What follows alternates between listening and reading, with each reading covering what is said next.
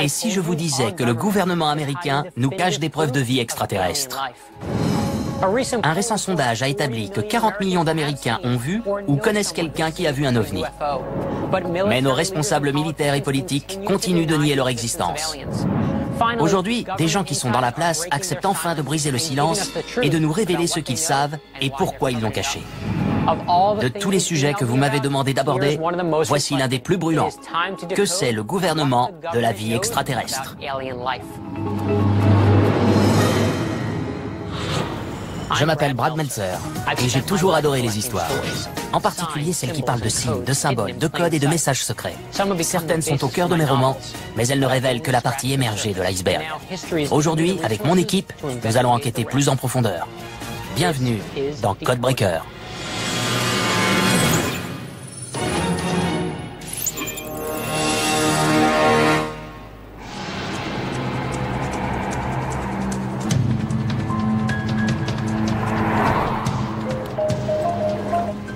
Coucou Brad. Salut Brad. Vous vous y attendiez? Qui est prêt pour une rencontre du troisième type? Pas question. Comme dans Alien?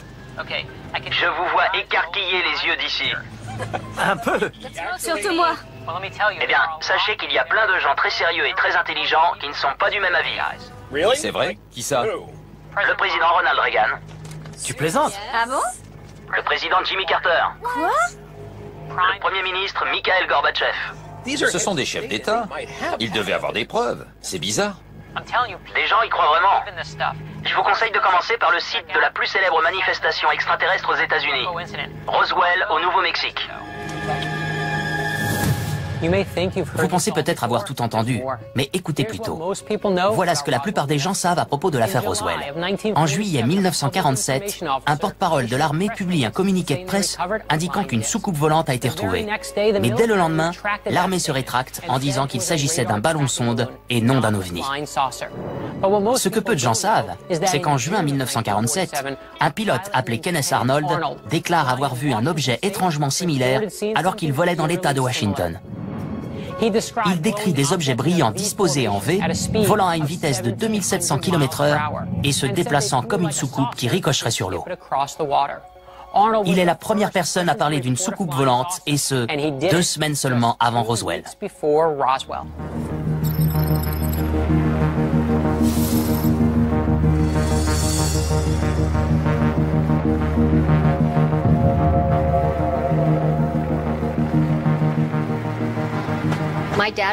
Mon père s'appelait Walter Haut.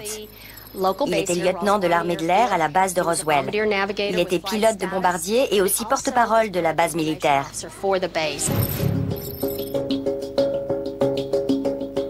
Le 8 juillet 1947, le colonel Blanchard l'a convoqué pour lui demander de publier un communiqué de presse déclarant qu'ils avaient trouvé une soucoupe volante. Le communiqué disait « On a une soucoupe volante en notre possession et on l'a remise à notre état-major ». Mais il y a eu un démenti.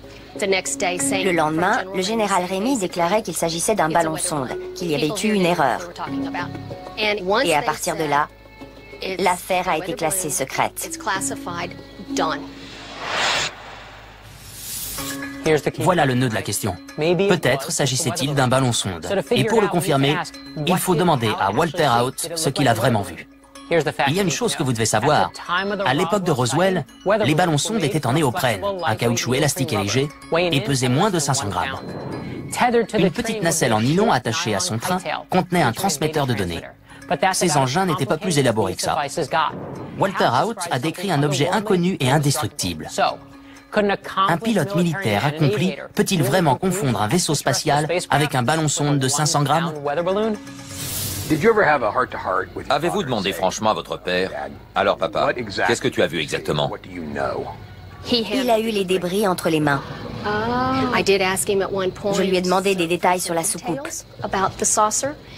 Il a dit qu'elle faisait plus de 6 mètres de diamètre et que c'était impossible de la brûler, de la démonter ou de la découper. Pour moi, ça voulait bien dire qu'elle venait d'ailleurs. Votre père a-t-il vu les corps? Il a vu quelque chose sous une bâche dans le hangar. Il a parlé de grands yeux noirs, de fente à la place des narines, de la bouche et des oreilles. Il a dit qu'ils avaient 4 longs doigts et de longs bras, ce qui me paraît assez précis pour quelqu'un qui n'a rien vu. Pensez-vous que le gouvernement cache quelque chose? Mon avis, et l'avis des 3/4 des gens qui visitent ce musée, c'est que oui, ils cachent quelque chose. Je pense que des visiteurs sont venus et que les extraterrestres existent.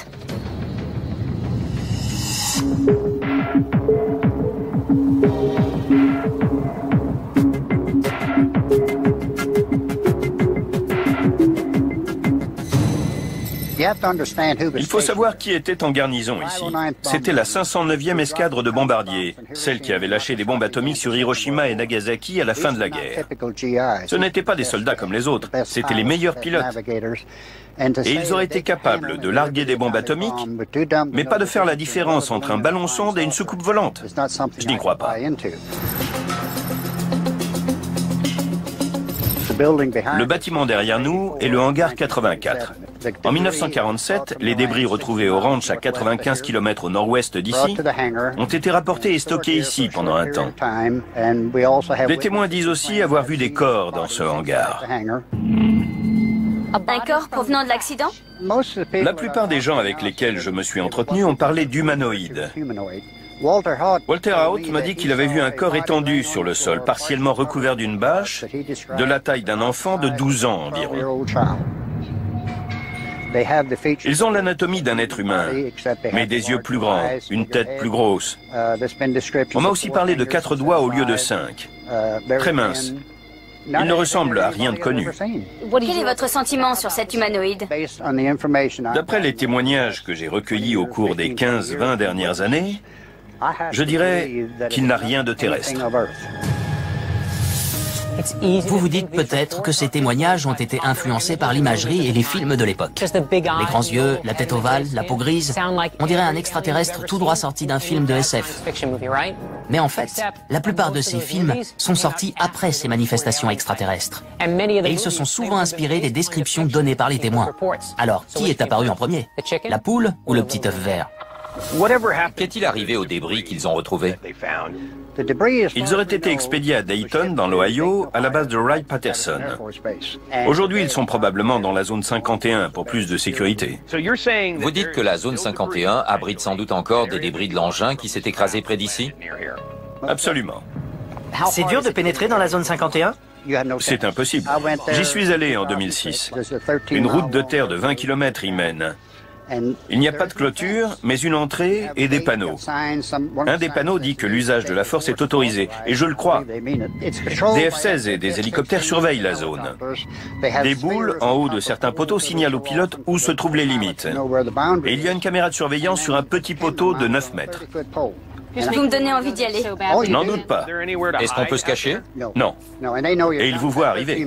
Cette route de 20 km, quand je suis arrivé à l'entrée, ils connaissaient déjà certainement mon numéro d'immatriculation et mon identité. En y allant, vous risquez la prison et d'être surveillé jusqu'à la fin de vos jours.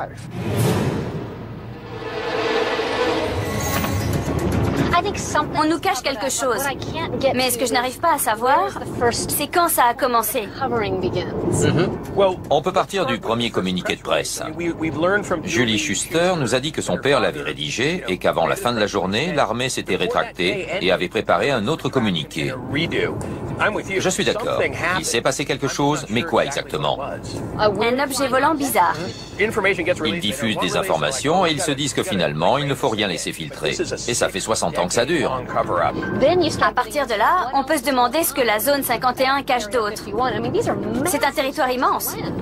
On est tous d'accord sur un point. Quelque chose s'est écrasé à Roswell en 1947 et ce n'était pas un ballon sonde. Oui, et on est aussi tous d'accord pour dire qu'on doit aller dans la zone 51.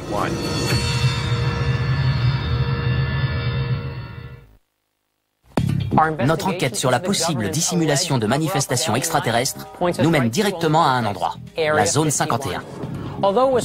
Même si elle a servi de terrain d'aviation militaire dans les années 40 et accueilli un avion espion de la CIA et des essais nucléaires à partir des années 50, le gouvernement en a toujours nié l'existence jusqu'au 14 juillet 2003.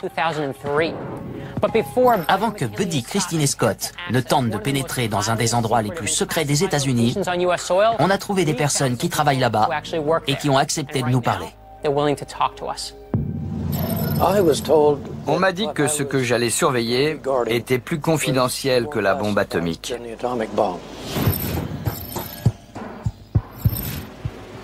Et qu'est-ce que vous surveillez?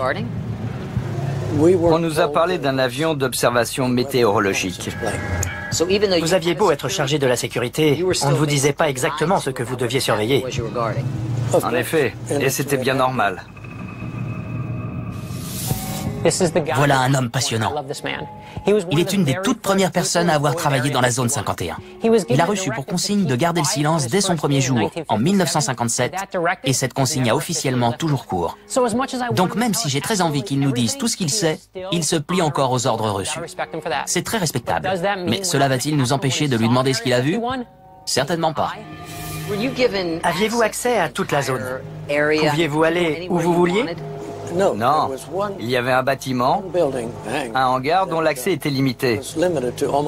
Seule une demi-douzaine de personnes pouvaient y entrer. Vous n'avez jamais vu ce qu'il cachait? Si. Vous avez vu? Oui. Et vous avez le droit de parler? Non. Mais tout le monde peut commettre des erreurs. C'était le week-end. Je vérifiais que toutes les portes étaient bien fermées. Je suis arrivé devant le hangar, dans lequel je n'étais pas censé entrer. J'ai tourné la poignée et c'était ouvert.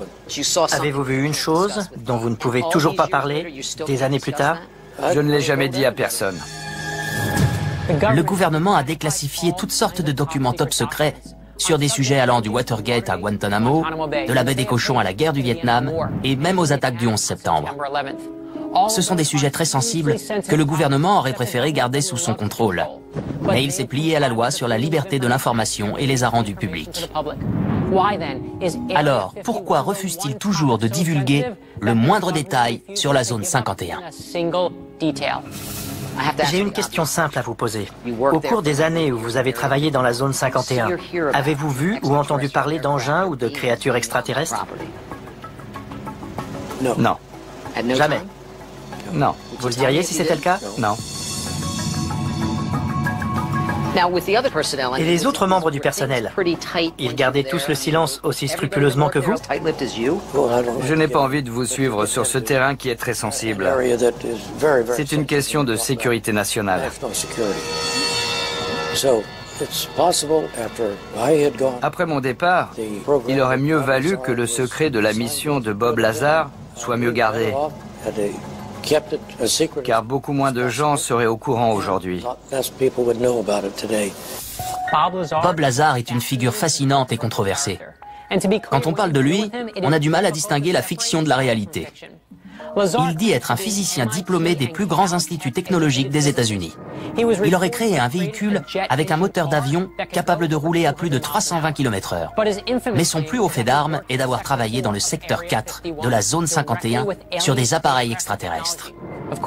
Bien sûr, le gouvernement nie cette information et les prestigieuses écoles où il est censé avoir étudié disent n'avoir aucune trace de lui. Pour sa défense, Bob Lazar dit que le gouvernement s'est débarrassé de tous ses dossiers quand il a parlé aux médias des 9 disques volants de la zone 51. Et c'est là que ça devient intéressant. Il ne prétend pas seulement avoir vu des engins extraterrestres, il dit aussi avoir vu des extraterrestres.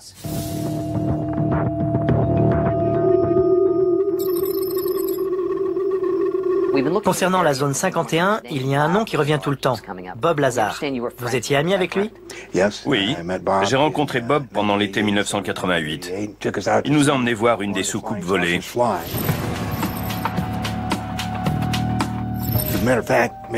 D'ailleurs, j'ai dressé une petite carte. Et c'est ici qu'on avait garé le camping-car. Vous avez pris un camping-car pour aller voir une soucoupe volée? Exact. Avec Bob Lazar. Oui, j'ai installé mon télescope.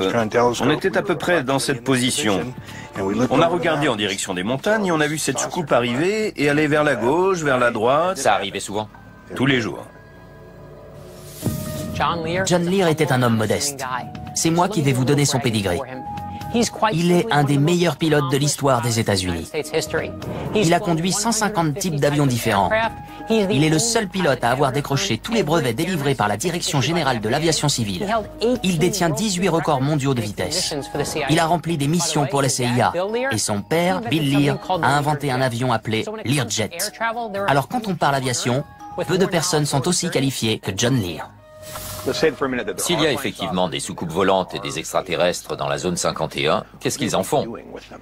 On utilise la technologie que les extraterrestres nous fournissent.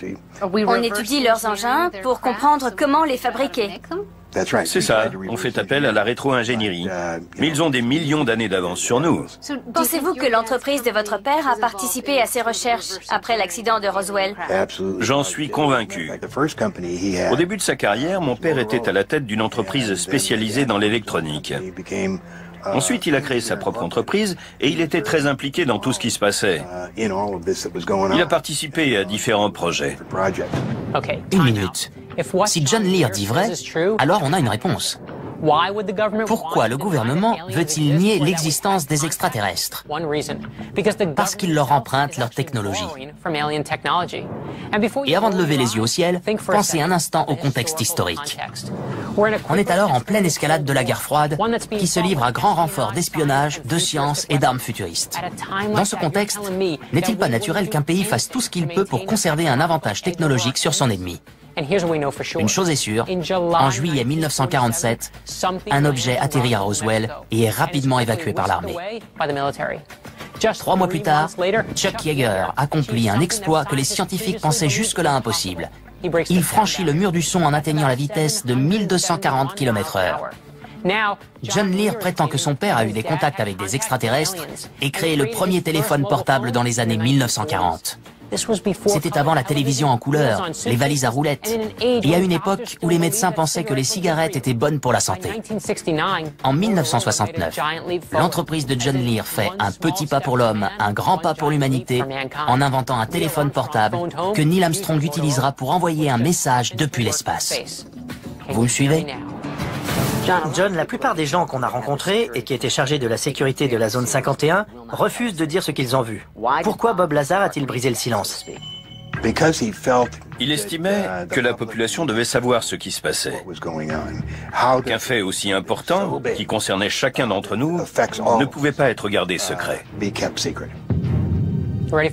Permettez-moi de faire une petite parenthèse. Savez-vous ce qu'a fait Bob Lazar après ses prétendues rencontres avec des extraterrestres? Il a créé une société qui vend des produits scientifiques, comme du minerai radioactif, des aimants surpuissants et de l'aérogel, le matériau le plus léger au monde. Sa densité est si faible qu'il n'est que 3 fois plus lourd que l'air, mais il peut supporter 1000 fois son poids et son point de fusion est de 1204 degrés Celsius. Je sais que ça peut paraître fou, mais les gens qui prétendent avoir été en contact avec des extraterrestres parviennent souvent à élaborer des matériaux et des technologies jusque-là inédits. Comment peuvent-ils garder un secret si longtemps? Ils savent très bien garder un secret. Ils en avaient déjà l'habitude bien avant l'affaire Roswell. Ils ont tellement bien tout dissimulé que rien ne transpirera tant qu'ils ne l'auront pas décidé. Vous n'avez pas idée de tout ce que vous ignorez. Jusqu'ici, notre enquête sur ce qui semble être une dissimulation de manifestations extraterrestres par le gouvernement américain nous a permis de recueillir d'incroyables témoignages sur des engins et des corps extraterrestres. Officiellement, tout ce que le gouvernement accepte de dire sur la zone 51, c'est qu'il s'agit d'un site d'exploitation dans le Nevada. Mais on a eu la confirmation que l'armée de l'air et la CIA y testaient des avions et des armes. Certains disent que cet endroit abrite aussi des débris de l'OVNI et des extraterrestres qui ont péri en s'écrasant sur Terre. D'autres avancent même que ces extraterrestres ne sont pas morts. La zone 51 n'apparaît jamais sur les cartes officielles du gouvernement, ni sur les cartes aériennes ou marines. Mais selon la rumeur, il existerait une compagnie aérienne secrète pour transporter les employés du site. L'aéroport se trouverait sur un terrain d'aviation totalement caché au regard, sauf si on sait regarder.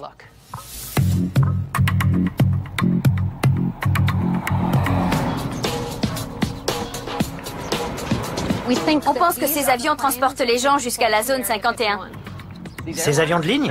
Oui, c'est la compagnie aérienne Janet. Elle transporterait plusieurs centaines d'employés. La compagnie Janet possède 6 737 avec une capacité de 190 passagers chacun et 5 avions à réaction plus petits.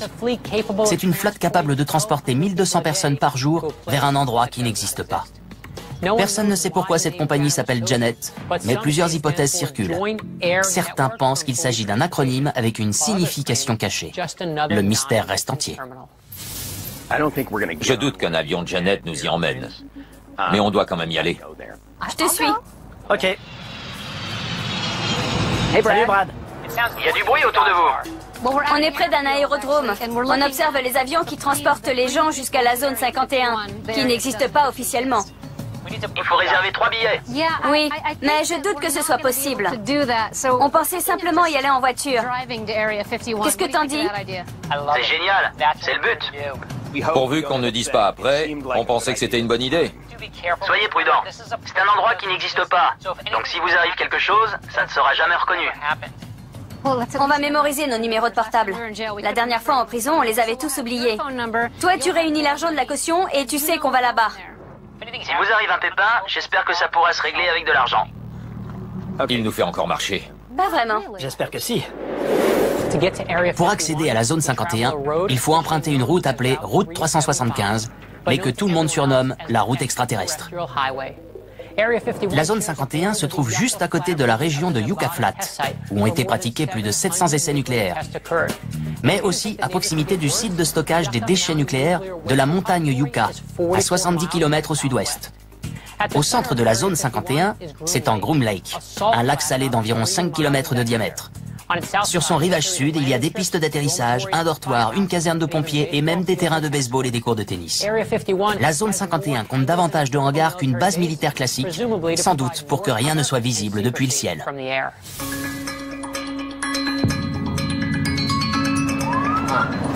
Bien. Pourquoi on doit se ranger? Ils en ont pas après nous. Mais il y a plein de voitures de police avec les sirènes allumées. Elles viennent de la zone 51? À quelques kilomètres de la zone 51, on a vu un cortège de voitures de police arriver à toute allure, gyrophares et sirènes allumées. On s'est arrêté et on n'en a pas cru nos yeux.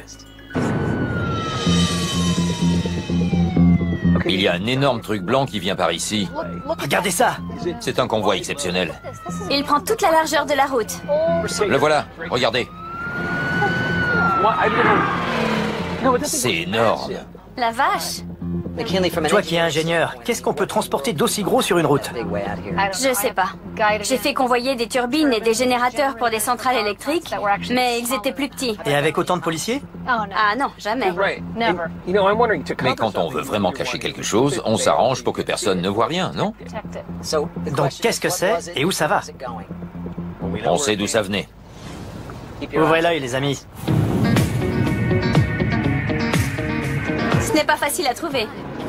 Non. C'est la bonne route, sûr? Je voudrais pas tomber en panne ici. Ça ne figure pas sur le GPS.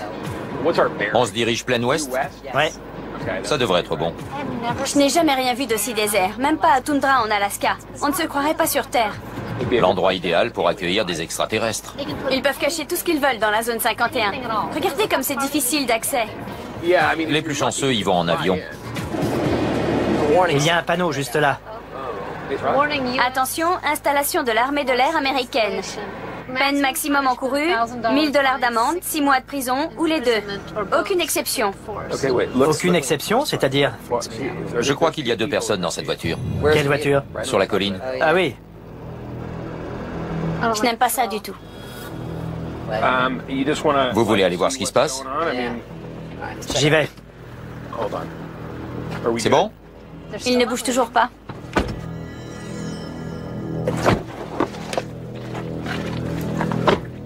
Interdiction d'entrée sans l'autorisation du commandant.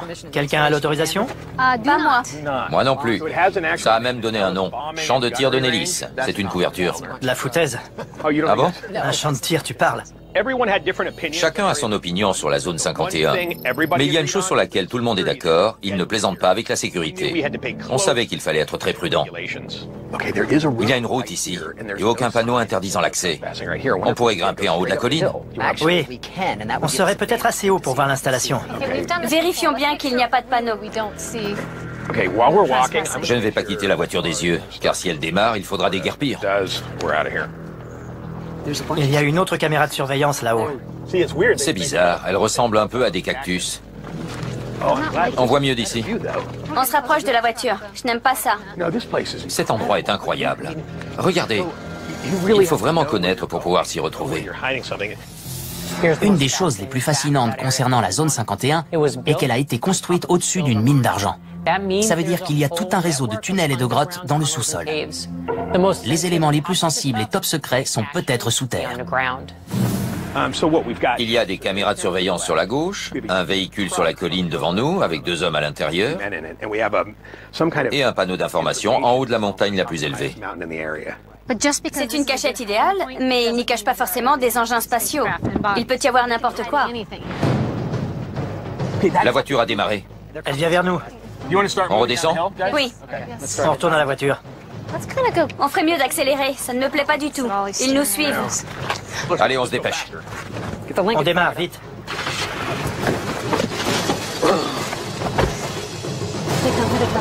Ils font des appels de phare. Qu'est-ce que ça veut dire? Mieux vaut ne pas les regarder. On ne les regarde pas, on roule.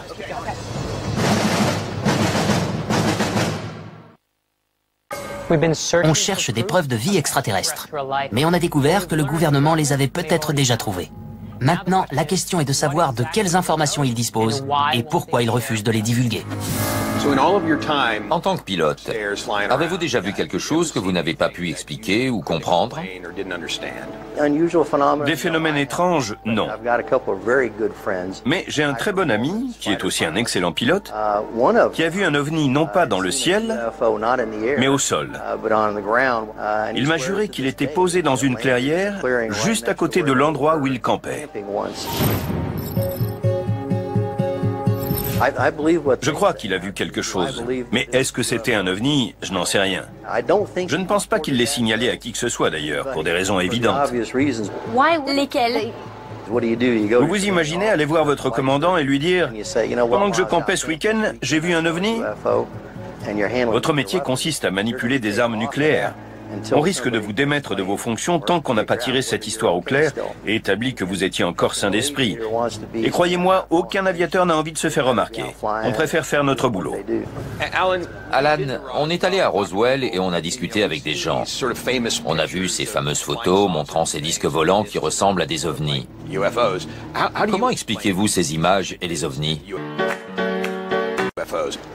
Eh bien, dans l'armée de l'air, ils avaient un projet appelé Blue Book. Tous les objets volants non identifiés étaient étudiés par cette commission. Le projet Blue Book était une commission secrète de l'armée de l'air créée en 1952 afin de déterminer si les ovnis constituaient une menace pour la sécurité du pays. 12 618 rapports ont été étudiés. Et quand les conclusions ont été rendues publiques, les membres de la commission ont prétendu avoir écarté 97% des manifestations. Sauf qu'on a appris plus tard que 22% d'entre elles restaient inexpliquées. Mais ce n'est pas tout. Devinez qui a retourné sa veste en cours de route. L'expert scientifique du projet, le docteur J. Allen Hynek. Il ne croyait pas du tout aux ovnis quand il a intégré la commission, mais il a changé d'avis. Il a même taxé ses homologues de l'armée d'apathie et d'ignorance, car confronté à un phénomène inexplicable, il prétendait systématiquement qu'il s'agissait d'oiseaux ou de ballons. There has been no evidence that unidentified flying objects are a threat to our national security. Il a déclaré, le projet Blue Book n'a pas enquêté sur l'inexpliqué, mais fournit des explications sans enquêter. Donc vous dites qu'il existe des phénomènes inexpliqués? Oui. Et des ovnis? Oui. Et ça vaut la peine de les étudier jusqu'à ce qu'on trouve des explications. Mais il se produit sans cesse de nouveaux phénomènes qu'on n'arrive pas à comprendre. Le gouvernement prétend ne disposer d'aucune preuve de vie extraterrestre dans ses dossiers. Mais ce sont seulement les dossiers dont il accepte de parler. Notre équipe va s'entretenir avec un haut responsable qui a décidé de désobéir aux ordres et de raconter sa version. J'aimerais savoir quelle était votre fonction et ce que vous faisiez à l'époque où vous avez eu cette information. J'étais responsable du centre technique de la Direction générale de l'aviation civile à Atlantic City. On a regardé un 747 descendre et quand il est arrivé sur notre fréquence, le pilote a demandé « Y a-t-il du trafic ?» Le contrôleur a regardé son écran et a répondu « Non, pas de trafic ». Mais le pilote a dit qu'il voyait quelque chose à 11 ou 12 heures, des lumières stroboscopiques blanches et jaunes. Il ne connaissait pas d'avion aussi gros. Il faisait environ 4 fois la taille d'un porte-avions. Il pilotait un 747. C'est un avion énorme avec un ascenseur et 2 étages. Et il voyait un objet gigantesque devant lui. Il pensait que c'était un avion. John, est-ce que les passagers l'ont vu? Tout l'équipage a la même version. Donc d'autres membres d'équipage ont confirmé? Oui, ils ont tous dit la même chose. John Callahan est l'homme que la Direction générale de l'aviation civile appelait quand il se passait quelque chose de bizarre dans le ciel. Personne n'avait jamais rien vu d'aussi étrange.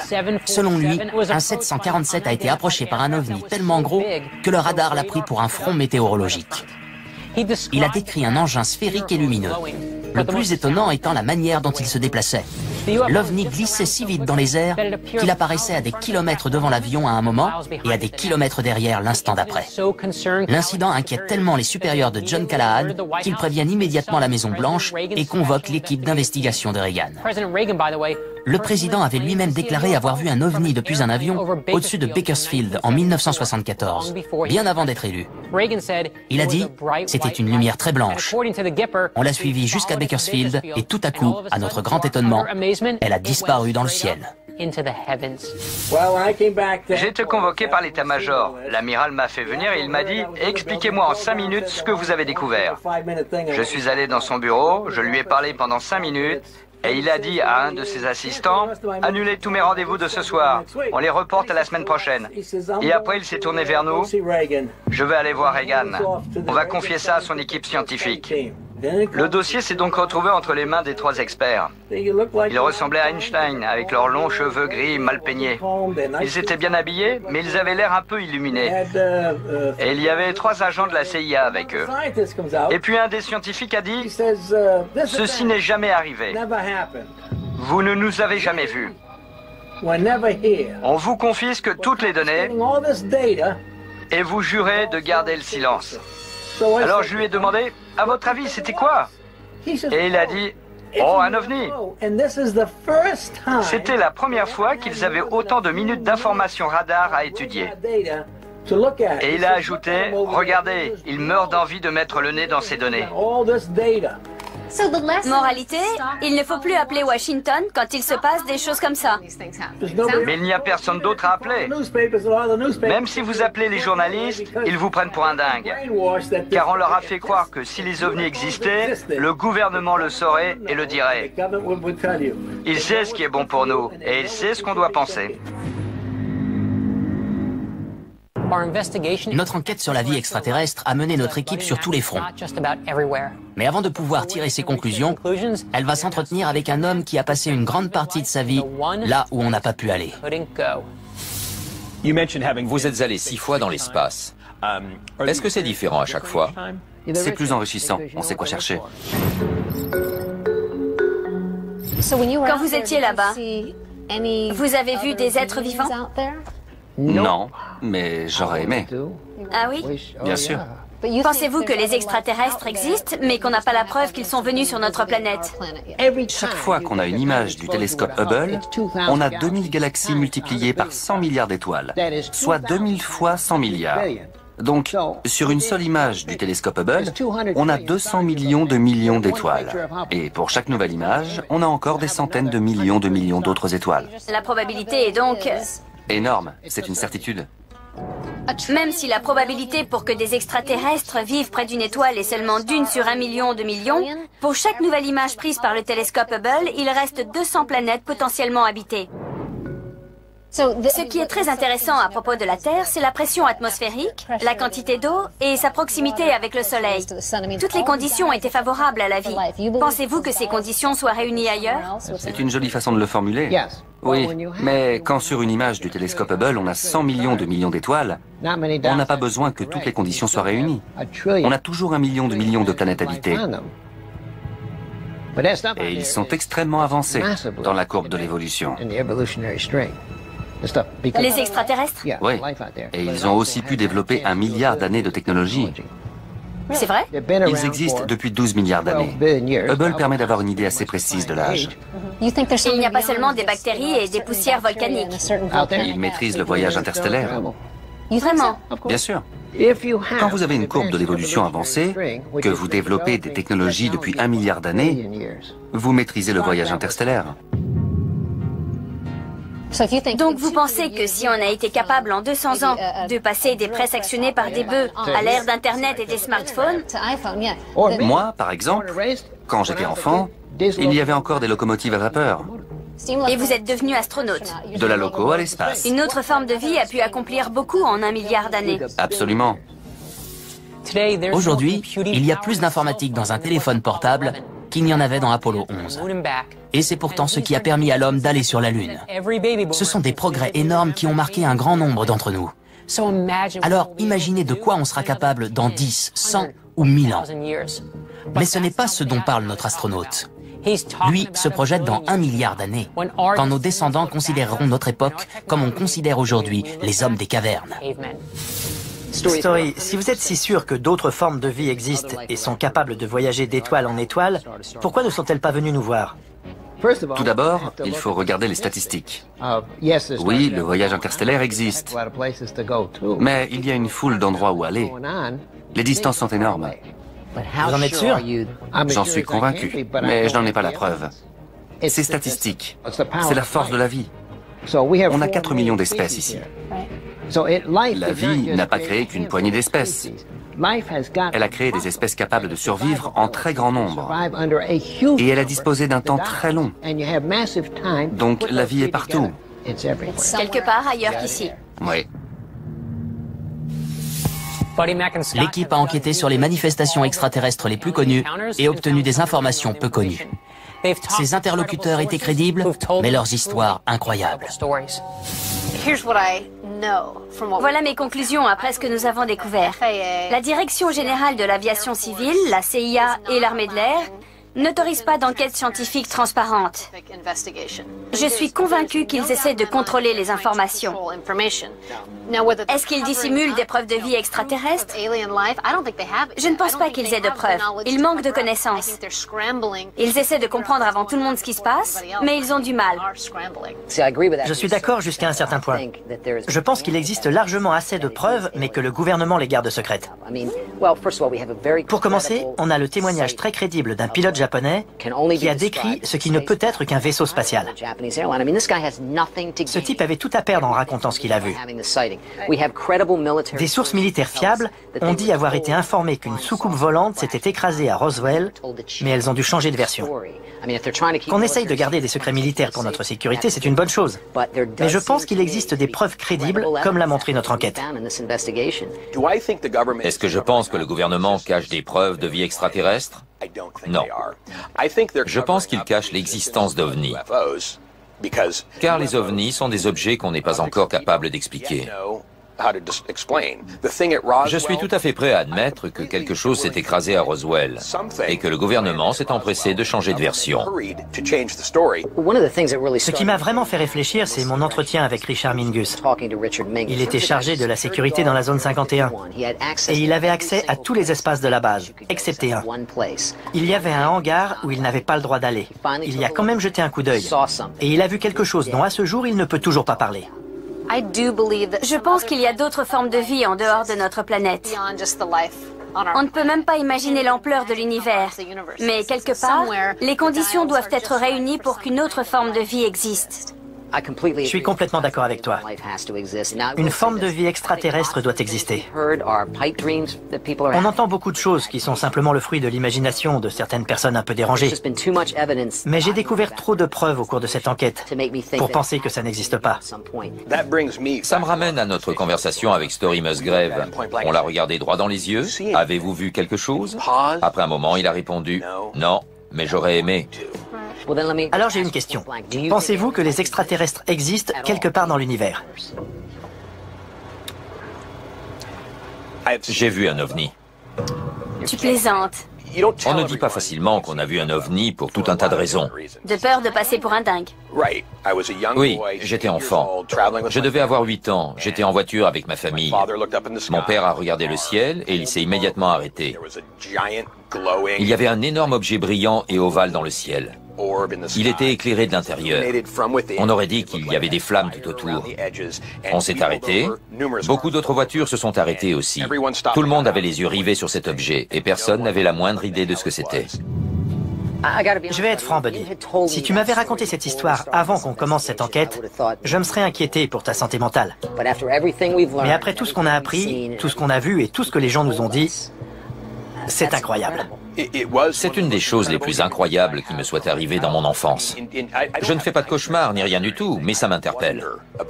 Est-ce que ça venait d'une autre planète? Ouais. Je n'en sais rien. La plupart des étoiles de notre univers sont à plus d'1 millier d'années-lumière. Ça veut dire qu'il faudrait 1 millier d'années à un extraterrestre pour arriver jusqu'ici. Les physiciens pensent que la lumière est l'agent le plus rapide de l'univers et que c'est impossible pour quoi que ce soit d'autre d'aller plus vite. Mais ils pensaient aussi que c'était impossible d'aller plus vite que le son, jusqu'à ce que Chuck Yeager leur apporte la preuve du contraire en 1947, en franchissant le mur du son.